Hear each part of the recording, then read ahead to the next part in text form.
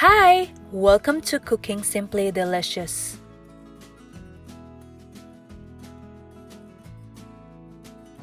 As I continue my dispersed camping adventures through California, come join me for the last time in this very special limited series. Napa Valley is home to more than 400 wineries in its 30-mile span. With its world-class wine that grows in near-perfect condition, millions of tourists come to the valley every year, visiting one winery after another seeking out their own perfect glass of wine. Oftentimes, following the famous Napa Valley Wine Trail, without mincing words, Napa Valley has, over the years, evolved into one of the most significant tourist destinations in the state of California. As I cook delicious and simple food within the beauty of nature, I hope to inspire your creativity. This easy breakfast is packed with all the good stuff, absolutely my favorite breakfast with complete deliciousness. Let's begin.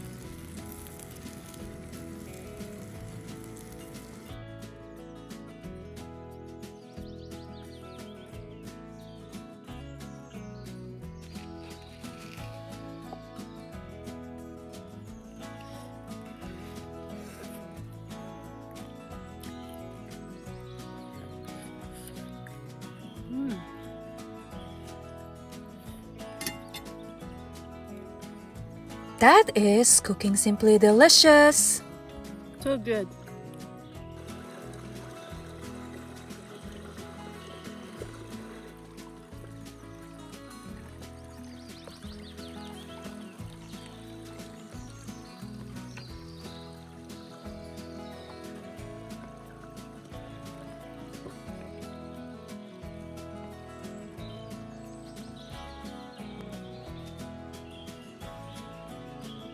When camping, you prepare for the unexpected. But lightning in summer is typically not one of them in California. This sadly caused hundreds of fires in the state, with one of them just on the other side of the mountain. Ominous clouds and smoke-filled air meant it's best we headed out to safety.